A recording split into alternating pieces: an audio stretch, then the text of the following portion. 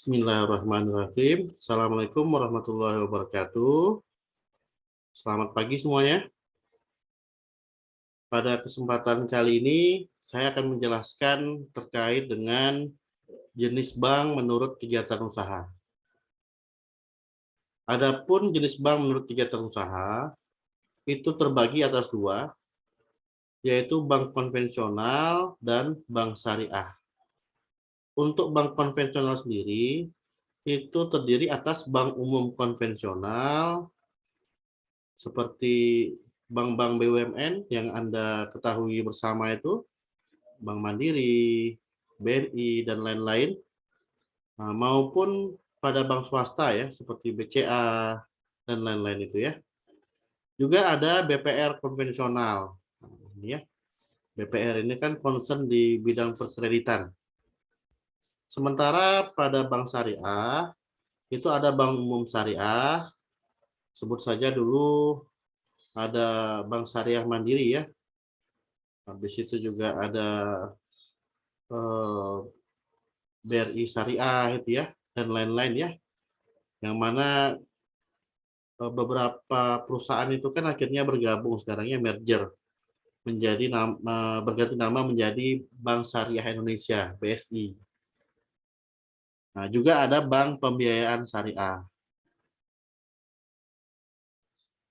Pada prinsipnya, perbedaan antara bank konvensional dan bank syariah ini adalah pada bank konvensional itu masih menekankan pada aspek bunga. Artinya ketika kita menyimpan uang di sana, itu akan mendapatkan bunga. Dan ini juga berlaku sama ya ketika kita ingin meminjam uang atau mengajukan kredit ke bank konvensional. Itu juga dikenakan bunga. Yang besarannya akan disesuaikan dengan jumlah pinjaman dan berapa lama pinjaman itu diberikan waktunya. Sementara pada bank syariah, ini penekanannya bukan pada bunga ya, karena penekanannya adalah pada prinsip mudharabah bagi hasil. Artinya di sini bank dan nasabah itu bagaikan mitra ya, sehingga ketika mereka sepakat untuk uang yang diletakkan di bank tadi akan dijalankan oleh bank ya untuk mendapatkan keuntungan, maka nanti akan bagi hasil itu antara bank dengan nasabah. Makanya sistemnya itu kan dia lebih kepada mudharabah bagi hasil, bukan pada aspek bunga ya. Hanya saja dalam perjalanan, ya sepertinya untuk di Indonesia ini ya bank konvensional yang lebih mendominasi ya daripada bank syariah.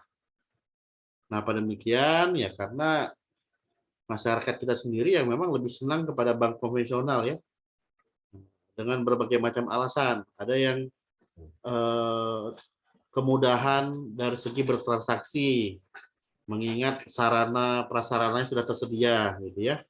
ATM-nya ada di mana-mana. Sementara kalau bank syariah sendiri ATM-nya terbatas gitu ya. Karena apa? Karena ya namanya konsumen ataupun nasabah dalam hal ini ya tentunya kan kalau mau menarik uang ya akan lebih cenderung mengambil dari ATM yang sama dengan banknya agar tidak dikenakan biaya administrasi. Nah, kalau dia susah ditemukan ya mau nggak mau kan pakai pakai penarikan ATM bersama yang tentunya ada biaya lagi. Di samping itu juga ya mungkin karena ini ya karena bank konvensional ini kan sudah terlalu lama ya, sudah mulai duluan. Sementara pada bank syariah ini kan juga baru muncul belakangan ya. Sebut saja kalau di Indonesia itu dengan berdirinya Bank Muamalat. Nah, itu ya. Bank Muamalat berdiri sebagai bank syariah pertama di Indonesia pada masanya. Tapi bank ini sanggup untuk melewati masa-masa krisis moneter.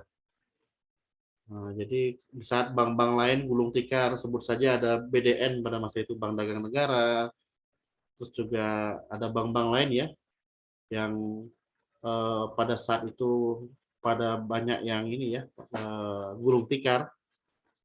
Dan bank-bank kecil itu kan akhirnya kan merger ya, menjadi sebuah bank besar, yang sekarang ini bernama Bank Mandiri.